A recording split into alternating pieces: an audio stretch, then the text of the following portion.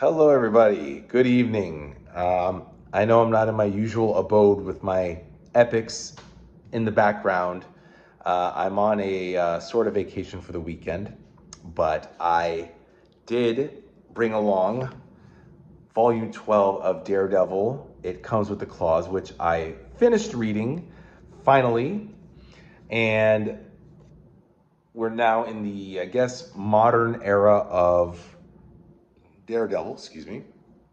This covers 1986 to 1988. So we're now going from mid 80s to late 80s. The Reagan era, the Reagan years, I should say. It's funny. What a big jump. We went from volume 7 to 12. We went from 1978 to 1986. And we pretty much skipped, they, fucking Marvel, gypping us. We had to skip through the awesome Frank Miller years, and went right into the Ann Nocenti years. Ann Nocenti. Ann has no senti, no common senti. Sorry, I just had to say that. No, she's fine. So, yeah, we have a woman now writing Daredevil, which is not bad. She's not terrible. She's not, she's not turning Daredevil into a little pussy. Daredevil's still a tough guy, fighting the forces of evil, but now in Hell's Kitchen. And it's funny, I realized, I was like, oh yeah, Daredevil was in Hell's Kitchen. And not once from volumes 1 to 7 did they ever make any mention of Hell's Kitchen. But now, in the 80s, that's all it is. That's all Daredevil. That's where he is, just in Hell's Kitchen. And it's his turf. So, a lot of stuff, of course, a lot of stuff. I always say that. A lot of stuff happens in this issue. This covers, by the way, issues 234 to 252. So that's 19 issues. And we get an assortment of appearances. We get, Wolverine comes in. Bushwhacker with his mutated gun arm. His arm turns into a gun, and he's hunting for mutants. And Wolverine and Daredevil are finding him, or they're searching him out. Excuse me. There's a battle with crocodiles in the sewers. That's issue 247. Natasha comes back, Black Widow. Karen is back now in Matt's life, even though she sold out his identity to the Kingpin during the Frank Miller issues.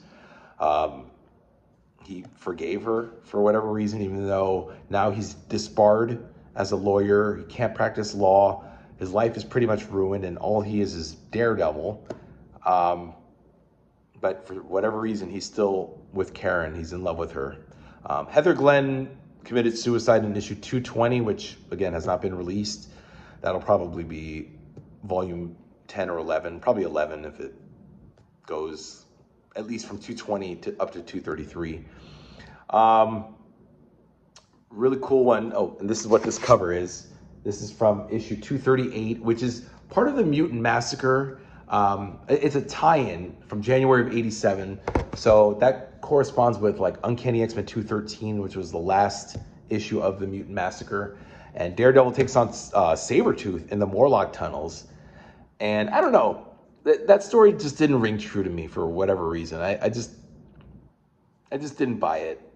I feel like Sabretooth just got off or Daredevil got off too easy with Sabretooth, and Sabretooth should have put up more of a fight.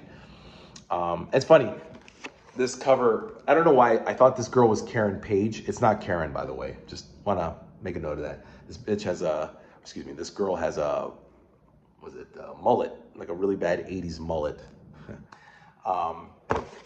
There's also the last issue, which is 252, is a double-sized tie into the Fall of the Mutants, which was pretty interesting. There's like a cameo of Archangel and the Four Horsemen of Apocalypse, and then like the whole city it becomes like the end of the world, like apocalyptic. Everyone believes, oh, it's nuclear war, we're all gonna die. Let's all just go crazy and kill one another. But of course, Daredevil and Black Widow pull through, and everyone's like, oh yeah, it's not a nuclear war after all. It's just whatever, Um, I don't know. I like the modern take. Obviously, modern superheroes reads better and well, but I worry that this is where it's going to start getting boring. You know, I really wish we had the Frank Miller stories because um, I don't know. I just know like Innocenti and then DG Chester and all these guys. They don't really instill Daredevil with a lot of stuff. Um, right? I mean, correct me if I'm wrong, guys. I mean, what am I in for? Let me know in the comments. What am I in for as far as upcoming issues of Daredevil? I just don't really recall anything worthwhile about Daredevil, you know, from the 80s until the 90s until it gets canceled with issue 380. But I'm looking forward to it. Oh, there's a Todd McFarlane did issue 241 where Daredevil fights the Trickster. I thought the artwork was pretty cool. I mean, for 80s era McFarlane, it's pretty cool. I talked about Sabretooth, Fall of the Mutants. A lot of the stories really are just not substandard. I shouldn't say like they weren't bad, but it's just nothing stood out. Although there was one instance where this boy is with a boat and it's what is it, issue 249, I think 249. This black kid was playing with his boat and the boat like sinks in the water, so he goes into the water to get the boat and the water is polluted, so the kid's eyes, you know, become infected with the radiation or whatever, and he becomes blind. And he's like, my eyes, my eyes. I don't know. It was just, I felt kind of bad because the kid, if you think about it, the kid woke up, went to the park, played with his boat, and then ends up becoming blind forever. So now, oh yeah, and this actually leads to the like a pollution, like save the world, save the earth, which was a big thing back in the 80s.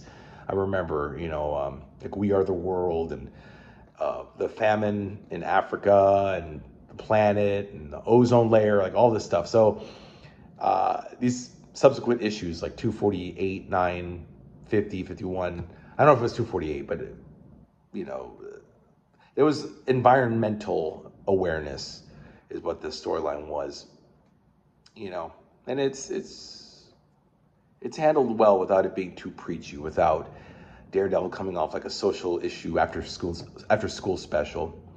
But Innocenti, I hate to say this, but for a chick, she did pretty well with Daredevil.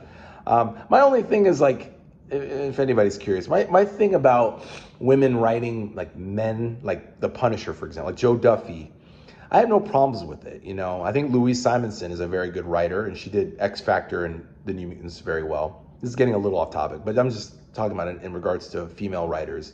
I think they're fine. I think they do a very good job. But when it comes to like down and dirty characters, I just like the male perspective. I just like Mike Baron, who wrote Punisher. I liked his perspective. Like for any of you guys who read Punisher Max, I'm sure you guys like Garth Ennis's work. You know, for a woman to come along and just write it from her perspective, I don't know. It's just, I'm not, again, not being sexist or misogynistic, but I just prefer the guy's perspective. Anyway, guys, let me know what you think. That's not a good way to end a video at all. I shouldn't end a video like that. This was a great set of books, guys, a set of issues. This was a great book altogether. It comes with the claws. The title actually came from a quote that Sabretooth told Daredevil during their fight in issue 238. And the title also is from that. And just, that's a good title. It comes with the claws. I mentioned Wolverine. Wolverine also makes an appearance in 248, 249, where they're fighting, or they're looking for bushwhacker. I did mention that. Yeah. 250 and 51. That's that's the environmental storylines. That's about it, guys. Yeah, let me know what you think in the comments down below. Hopefully that wasn't too bad, guys. I'm trying not to phone it in. As always, I read these epics so you don't have to, but guys, I encourage you to read it and let me know what you think. Next volume, I don't have the book with me, but next volume will be volume 13, A Touch of Typhoid, I believe it is, Touch of Typhoid, which means we're going to get Typhoid Mary.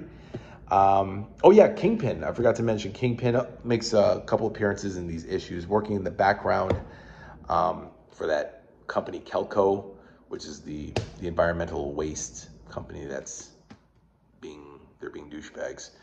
I'm so tired, guys. So sorry. I should not do this when I'm so sleepy, but I just finished the book just now, so I figured just hop on and talk about this freaking book.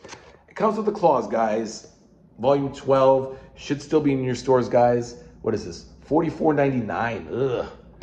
$45 plus tax. So you're looking at like $48. But I recommend it, guys. Daredevil, good stuff. Next one will be A Touch of Typhoid. Stay tuned, guys, and I'll see you next time. Bye-bye.